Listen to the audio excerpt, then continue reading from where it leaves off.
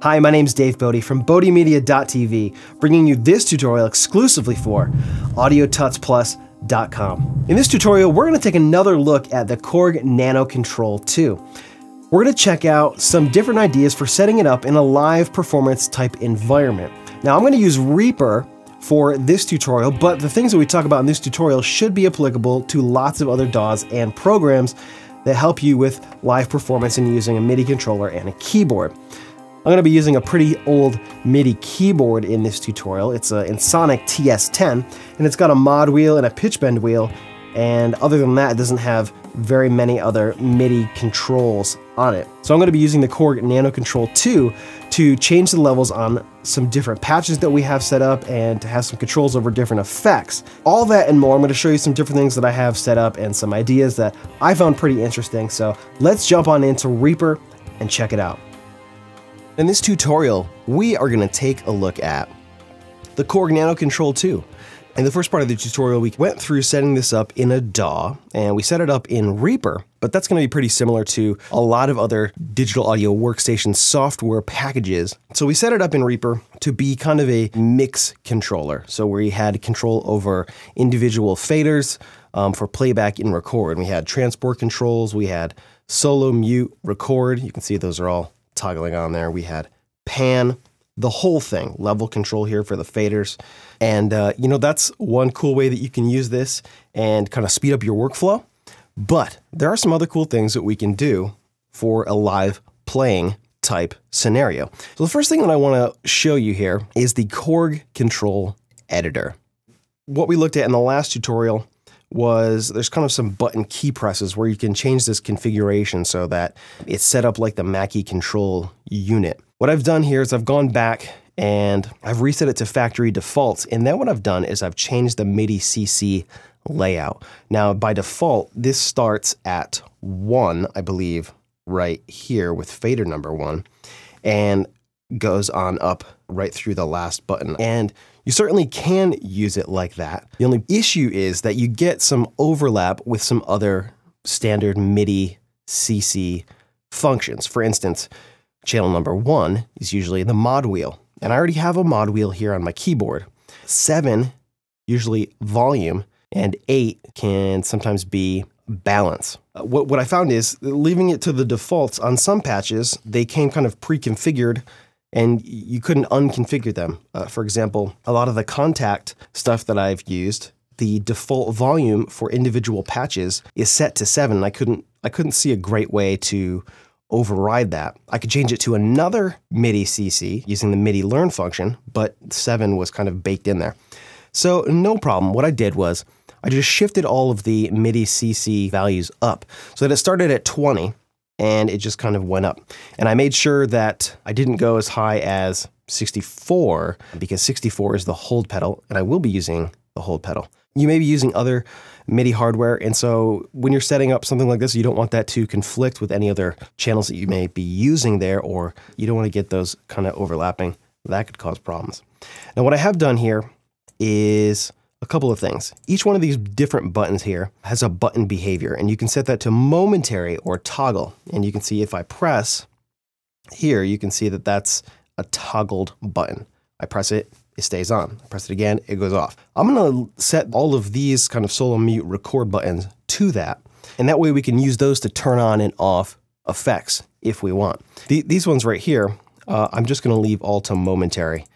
If you want to write this to your device, you come up here to communication, you say write scene data. Are you sure you want to do this? Yeah, I'm pretty sure that I want to do this. And it's also a good idea to save your layouts here. So we'll just call this nano. Cool. Now let's jump into Reaper. Let me resize this here so you can see what's going on. Okay, so let's just start simple. Let's add a new virtual instrument. And let's say that you really like some kind of rosy sound. The cool thing about this Korg nanoKontrol is that it comes with some free soft synths. One of those is this Lounge Lizard session patch. Now, one thing that is sometimes a good thing to check is to make sure that if you're going to be modifying any of these sounds, that U, clear all of the MIDI programming that's in there. That way you don't have, I mean, unless you have a list of all of the MIDI functions that are in there, you won't run into any problems if you don't know that a particular channel is mapped to, you know, a CC value or something of that nature. So I've cleared that out there. And now let's check out some of the parameters that we can change here and would be useful to modify when we're playing live. One way we can do that is we can grab the volume on the actual plugin here, and we can say learn MIDI link, and then we'll just move this fader. Boom, we got the MIDI volume. But we have a small problem now, because you see the volume is all the way up, and it's sending us a pretty super hot signal there. This boggled me for quite some time. And then I realized there was a edit MIDI link. So we can come in here, edit, and we can set the maximum value for this.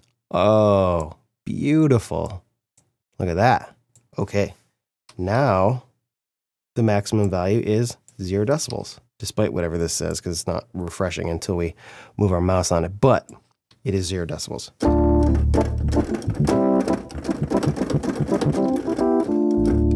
So that's pretty cool. You know what else would be pretty cool? Is a tremolo, maybe.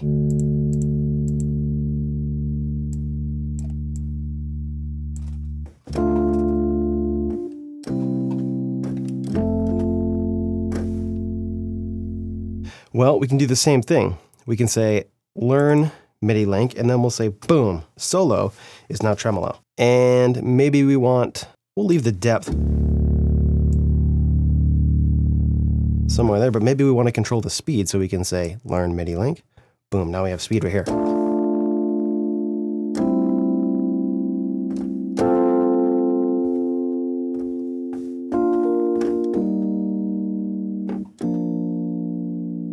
Pretty cool.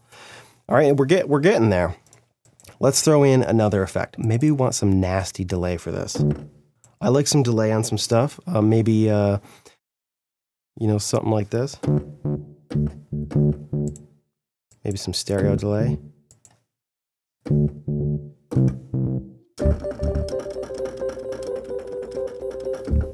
But how do we do this? Well, we want to enable and disable. Maybe we can do this. Learn that. Cool. All right, so that worked. Good. Let's turn it back on, and we'll do the same thing for this one. We'll unselect it and then select it. We'll say learn, click that. So now we have it.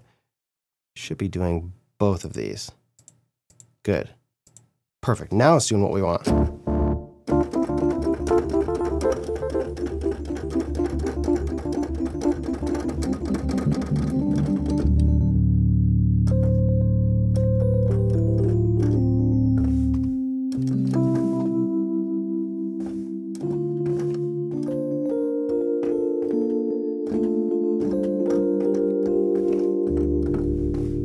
Cool. And so now we have some interesting control over this channel here. Now we've kind of run into another small little problem, and that is that we don't have control over the tempo yet. So let's open up our actions, and we'll say, let's do a little search here for tempo. And scroll down to the bottom here. We'll find that we have something called transport tap tempo. That's this right here. And if we go to add, and then we hit this button right here, now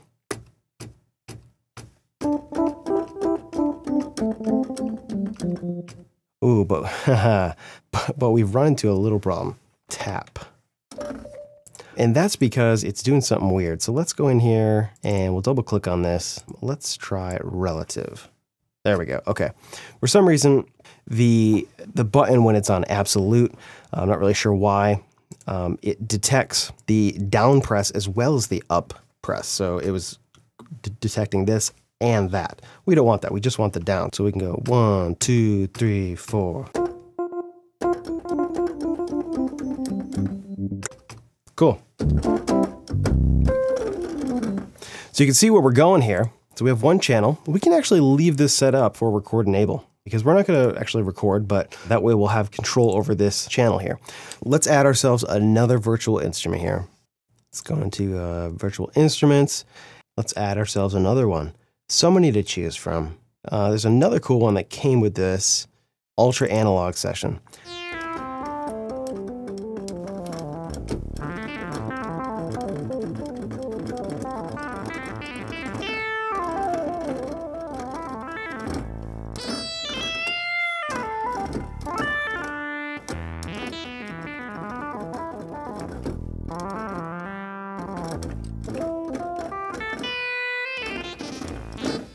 So we do the same thing with this. Maybe we want this to be a really cool pad. So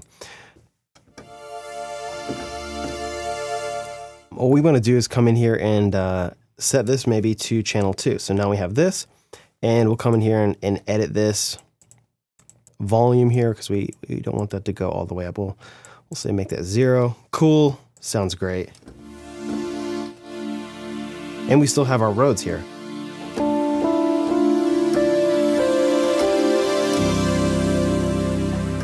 And the tremolo.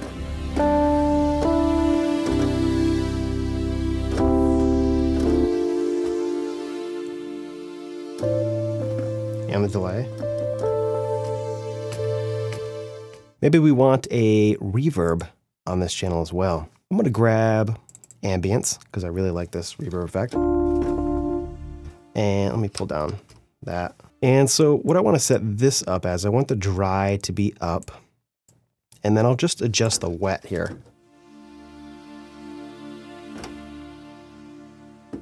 If we grab and we move around the wet, and we come up here to learn, this one. All right, there we go.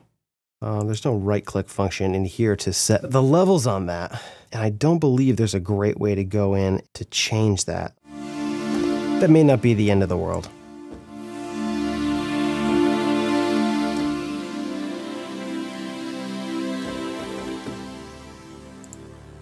Let's add another instrument here.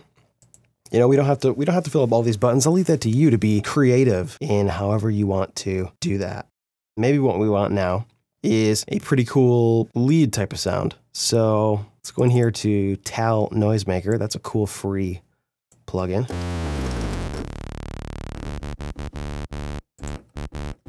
I'm going to import these sounds here. This is a free preset pack that I found online. And I'm gonna find something that sounds cool. I like that. We need a couple things. We need this volume. Let's go ahead and learn some volume here on track 3. Cool. And we've had a problem because we've set this volume bananas high. And we don't want to do that. So we got to figure out another way to control the volume for this particular patch. So let's unlearn us this. Some of these will have a good way to do that, and some of them won't. So we have to figure out another way to be able to control this track's volume, but we can't use the master volume because it goes up to positive 26, and that's going to cause serious problems. So let's figure that out. All right, so we got to control volume here. So we can kind of cheat this a little bit. And let's just throw up another plugin. Let's throw a delay here. And what we can do is we can assign the volume here to change the dry volume of this, and we just turn the wet volume off. So it essentially becomes a volume controller. Then all we have to do is turn the volume of this plugin down to around -6, because this goes up to +6, and we don't want to overdrive the outputs. And now, if we reset our little channel here,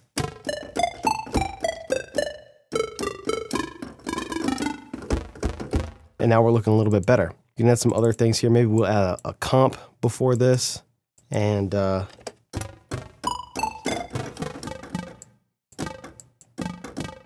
just give us a little bit of compression there. And I already have a limiter on the master channel, so even though we're peaking here at the channel level, we're not going to peak the master outputs. So in a live type environment, that's definitely a good thing because you don't want to send a nasty distorted clip signal So just like the other stuff too, we could add another read delay. We just want to make sure this one is the last one. In fact, we can just rename this. Rename instance track volume. Sure. Then we'll take the actual delay, change it to a dotted eighth, and put it in stereo again. I just like that. I don't know why. Maybe I'm weird.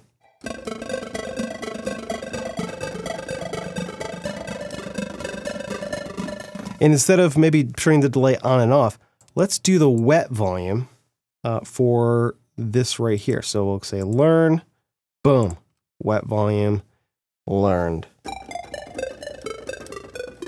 Because maybe we don't want so much of it. Maybe instead of on and off, we just want to... Also, we're definitely going to need a reverb for this track, so I don't know, let's try this towel reverb.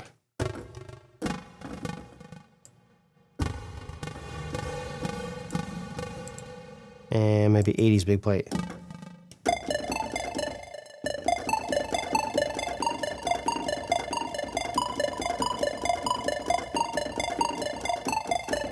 D minor is the key of the day. I don't know if you knew that or not.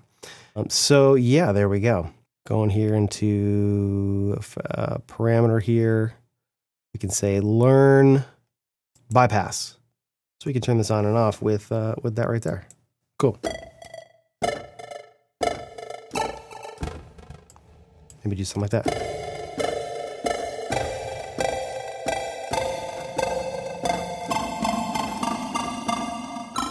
You get the idea here. You can be as creative as you want. You can add all kinds of jazz to this.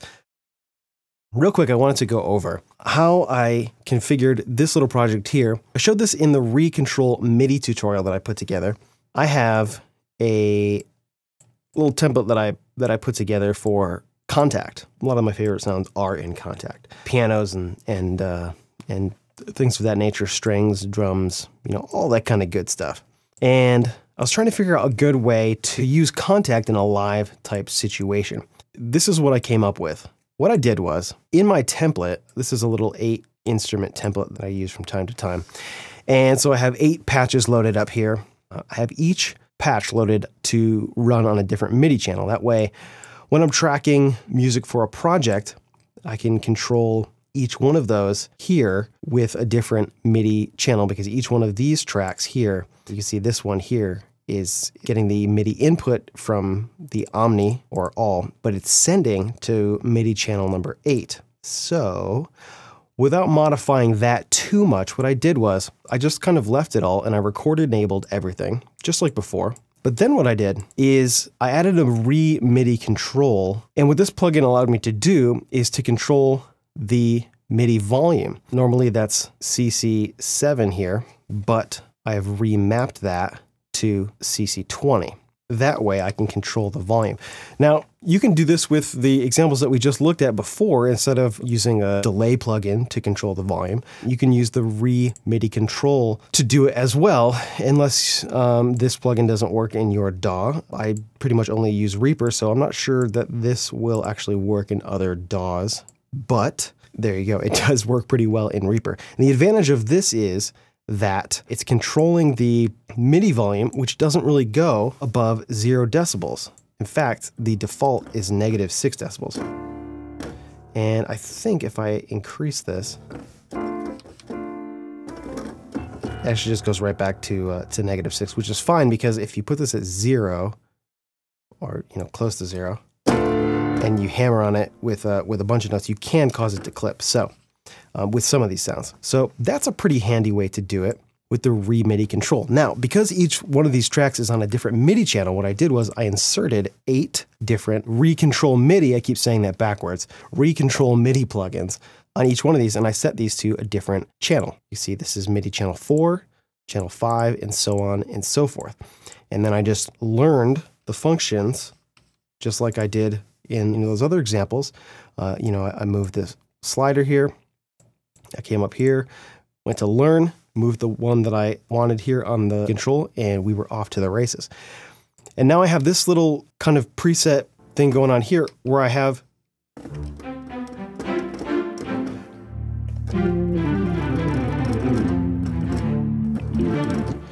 these 8 channels here. I have a grand piano, I have an upright piano, which I can mix in with it. I have some strings on a staccato thing. I have a cool kind of bell pad. I have a kind of nasty lead sound thing here. Synthy. I have an organ.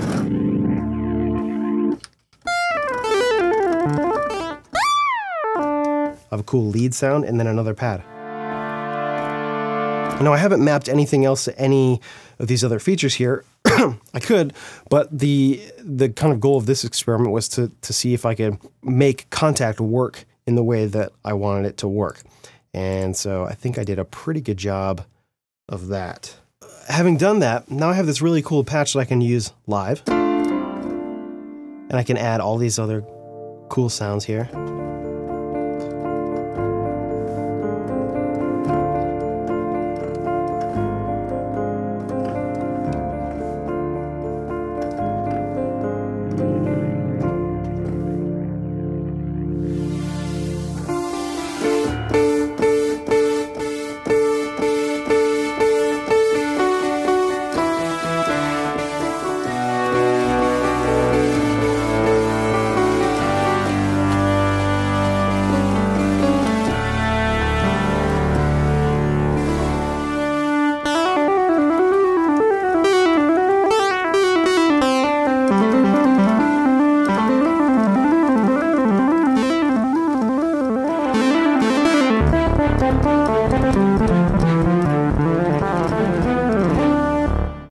So a ton of flexibility here with this Korg nanoKontrol. A lot of cool and fun things you can do with it. I had a ton of fun putting this patch together. I probably played with these sounds for several hours. I just found it so cool to be able to mix, you know, these like staccato strings.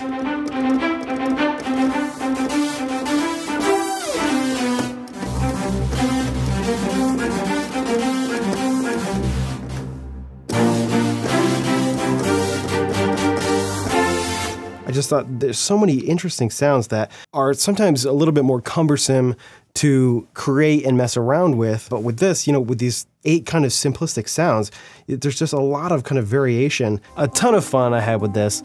Hey, thanks so much for sticking with me in this tutorial. I hope you learned some things and you found some of this interesting in your musical journey. I definitely had a lot of fun putting this together and exploring some of the sounds in a creative kind of tactile way with the Korg nanoKontrol. You know, when you're in software, it can be a little bit cumbersome to mix and match sounds and come up with some creative new sounds that are outside of your, you know, comfort zone or your experience. But I found using the Korg nanoKontrol 2 was a really easy way to set up a whole bunch of basic sounds and then kind of mix and match and come up with some sounds that were really cool for a live playing environment. Things where you need, you know, some long expressive sounds like pads and some percussive sounds like pianos and synths and leads and things of that nature. Again, my name is Dave Bode from BodeMedia.tv, bringing you this tutorial exclusively for Audiotutsplus.com, and we'll see you around. Thanks so much for watching.